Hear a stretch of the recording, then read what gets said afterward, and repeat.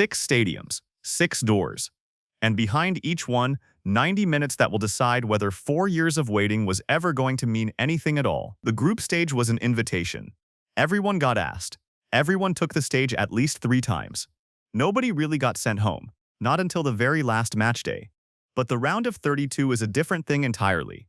There is no invitation here. There is no second chance built into the format. There is only a door.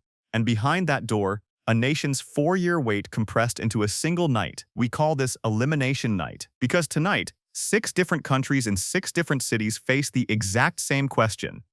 Are we actually the team we believed ourselves to be? Or are we just a group of people who happened to make it this far? In the group stage, you never had to ask that question out loud. Lose a match, and you still had another chance.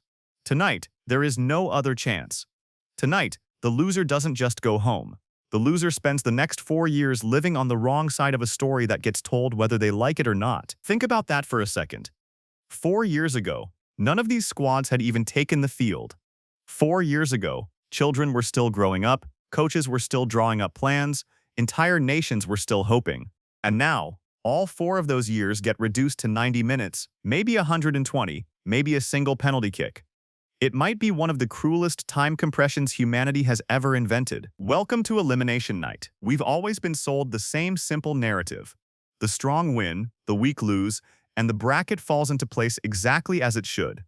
Pundits talk about odds, rankings, recent form, as if tonight is just the natural conclusion of a statistical model. They tell us it's math. That's the surface, and it's the shallowest part of the truth. Because in knockout football, the real deciding factor is never just quality. The real deciding factor is what ghost, what wound, what silence a team carries into that specific night. Statistics can tell you who scored more goals. No statistic can measure what a player is fighting inside his own head before he even steps onto the pitch. And each of these 6 matches carries its own dark room. Today, we walk into all 6. The first room. A nation knocking on a door it has never once been allowed through. South Africa has never reached the knockout stage of a men's World Cup. Not once. Not in any of their previous appearances. They hosted this exact tournament 16 years ago, and that tournament left them with exactly one sound. The endless droning hum of the vuvuzela, a noise the world still remembers. A noise that has now been banned from the stadiums this time around. FIFA outlawed the horn at this tournament. Decades of identity, silenced by a noise regulation? Think about that for a second. A country returns to the exact continent where it found its voice, 16 years later, and that voice itself gets confiscated at the gate. It feels like a small, quiet injustice committed against a nation's identity. But what got silenced was only the horn, not the country. Bafana Bafana started this tournament 4th in their group after an opening defeat to Mexico, and then climbed quietly, a draw against Czechia, then a 63rd-minute strike on the final match day that beat South Korea and sent an entire nation into the streets. In Johannesburg, it was 5 in the morning local time. Some people were still in their pajamas, and they poured outside anyway, singing Shosholoza, the old Zulu work chant, born in mines and on railway lines, a song of pain and endurance, now an unofficial sporting anthem for an entire nation. There's an irony buried in that song's origin, if you notice it. Shosholoza was sung by exhausted bodies to give themselves the strength to keep moving forward. Now the same song gets sung to celebrate a football team's advancement. The past bleeds into the present without anyone quite meaning it to. This is a nation knocking on this door for the first time. And tonight in Los Angeles, that door either opens or it closes in their face one more time. Canada stands on the other side. Co-hosts, a deeper squad on paper, but a team wrestling with its own shadows. Midfielder Ismael Kone broke his leg in the group stage and is out of the tournament entirely. Captain Alphonso Davies, Canada's most dangerous attacking weapon, is managing his minutes carefully after a long-term injury, his body's limits still very much an open question. The question sounds simple: Canada or South Africa?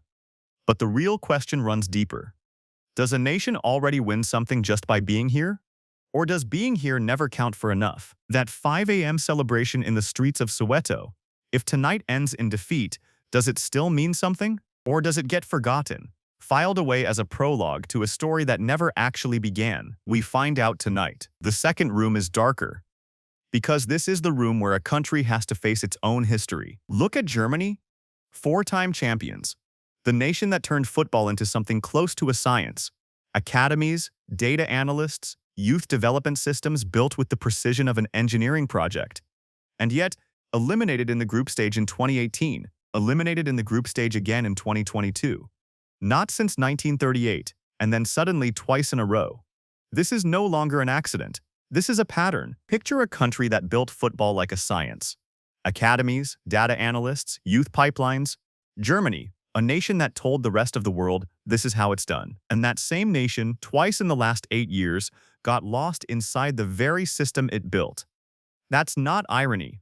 That's a warning. They closed out this group stage with a 2-1 defeat to Ecuador, barely surviving, holding on by the fingertips to avoid elimination. ESPN flagged it as Germany's biggest shock since losing to Japan back in 2022. Read that sentence again. Germany opens this round with a defeat that echoes one of its own deepest traumas. So here's the real question. How does a team play while standing inside the shadow of its own past? Julian Nagelsmann's squad has talent up and down the roster. That has never been the issue. The issue is hands shaking under pressure, legs growing heavy, 11 players on the pitch forced to play alongside two ghosts who aren't even wearing a jersey. The ghost of 2018, the ghost of 2022. These ghosts don't show up on a team sheet. They don't appear on the scoreboard.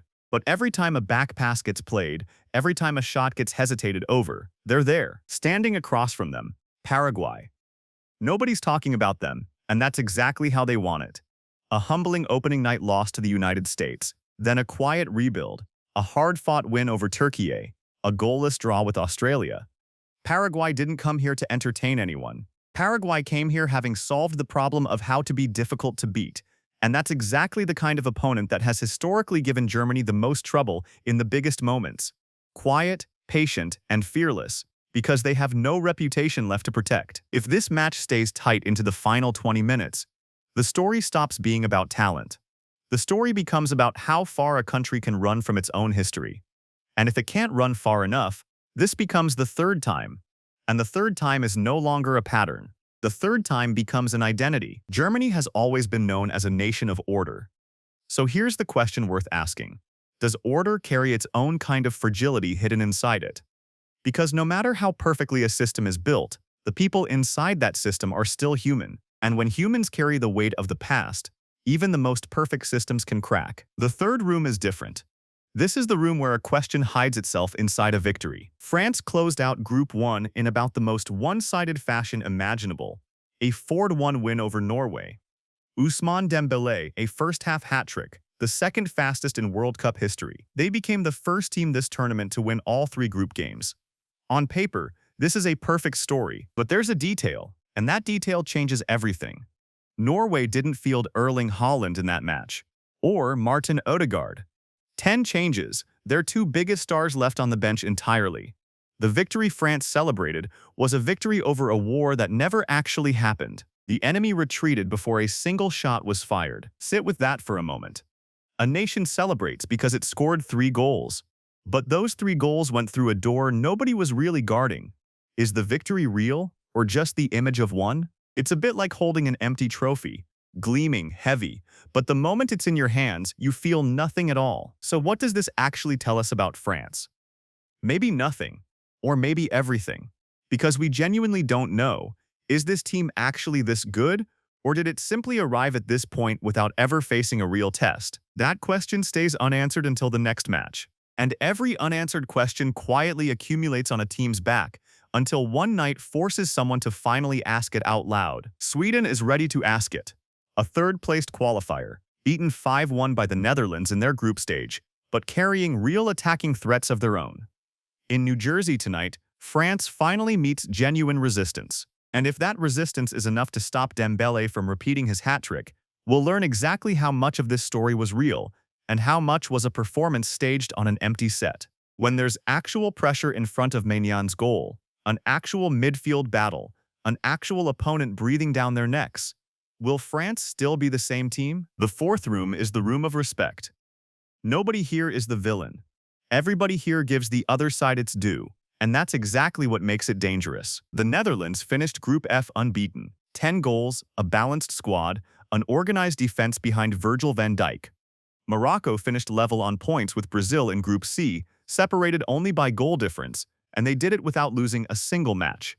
Both sides respect each other. Dutch coach Koeman openly called Morocco's Hakimi the star man, the kind of admission you rarely hear directed at an opponent. But respect doesn't lose or win a match. Respect only guarantees that neither side underestimates the other. And sometimes, the most dangerous matches are exactly these. The ones where nobody closes their eyes, nobody relaxes, everybody plays with total attention. Morocco carries the legacy of the 2022 squad that reached the semifinals, still the best finish any African nation has ever recorded at a World Cup. And Moroccan fans carry that legacy with them in numbers that turn stadiums into something closer to home support no matter which country is actually hosting, the same way they did in Qatar 4 years ago. That's exactly what Monterrey should brace for on Tuesday morning, a Mexican city, a European opponent, but a stadium that's going to feel like it belongs to Morocco. History favors the Dutch. 3 meetings, 3 wins, the same pattern every single time. At least 2 goals scored, exactly 1 conceded. A script that never changes. But history also says Morocco has made a habit of rewriting scripts. They beat Spain. They beat Portugal. Both were, on paper, far superior to Morocco.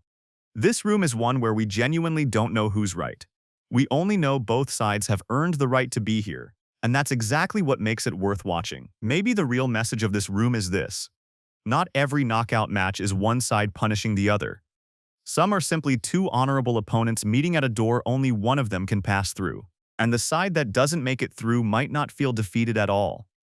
Just, this time, not quite enough. The 5th room is the room of invisibility.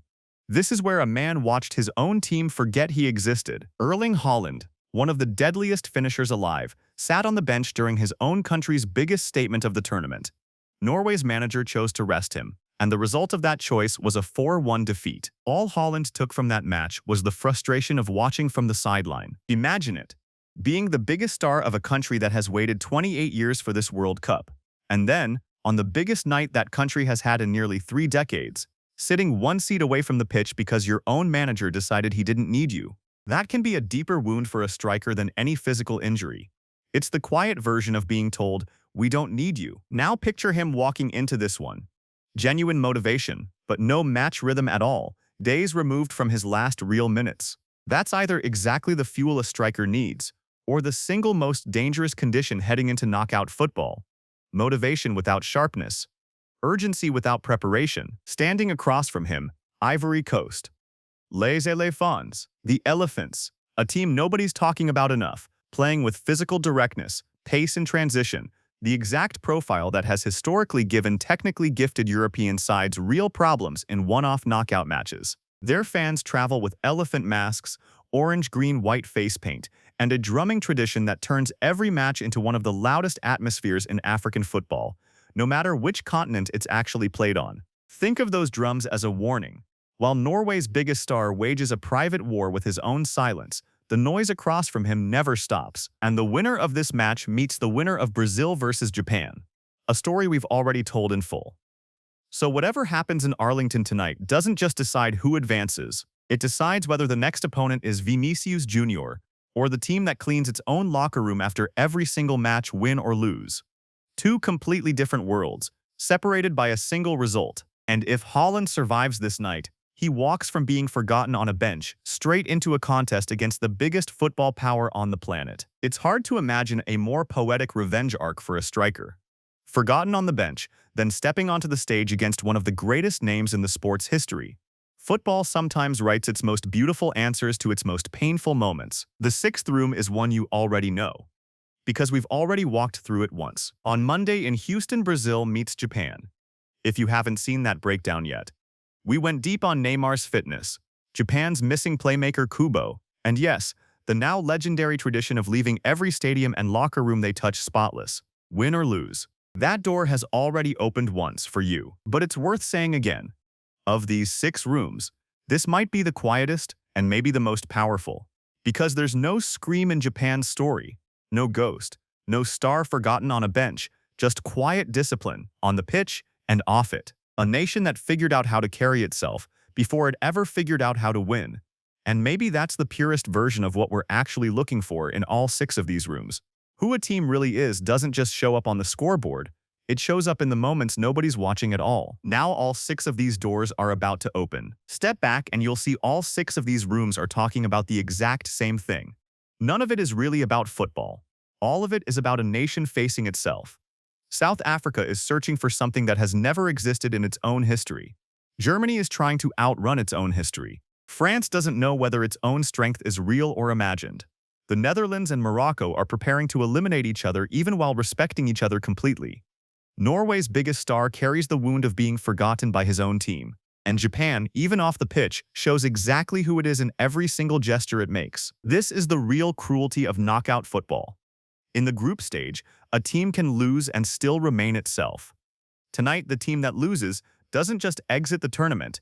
That team spends the next 4 years living with the question of what might have been. And every team that wins walks toward the next door carrying heavier pressure, a deeper ghost. None of them treat this like a formality. They can't. Because behind every single one of them, millions of people are waiting to find out what their country actually is tonight. There are people not sleeping in Johannesburg, people holding their breath in Berlin, in Rabat, in Abidjan, in Oslo, all doing the exact same thing, waiting, hopeful and terrified in the same breath. The Vuvuzela was silenced, but South Africa wasn't. Norway's star was forgotten on a bench, but Norway's story isn't over yet. Germany is staring down its own shadow, and maybe this time it beats it. Or maybe it doesn't. We don't know. We only know all 6 of these doors open tonight. And behind every one of them sits an answer about who a nation actually is. And maybe the real question was never who wins. Maybe the real question has always been, which of these 6 nations is actually ready to face itself tonight? Because knockout football doesn't just ask you to beat your opponent. First, it asks you to beat your own past, your own ghosts, your own silences. And any team that can't do that has already lost before it ever steps onto the pitch. So don't watch these 6 matches just for the scoreline. Watch each one as a moment when a nation looks into a mirror. Some will see pride staring back, some will see fear, and at least one of them is going to see something it has never seen before. Because for some of these countries, tonight is the first time they meet a feeling they've never lived through at all. Which of these 6 matches do you think tears open the deepest wound, or finally silences the oldest ghost? Drop it in the comments and tell us which room hit you the hardest. And if you want part 2, the one where Argentina, the USA, and England walk into their own dark rooms, you know what to do. Subscribe, turn on notifications, the doors are opening. See you there.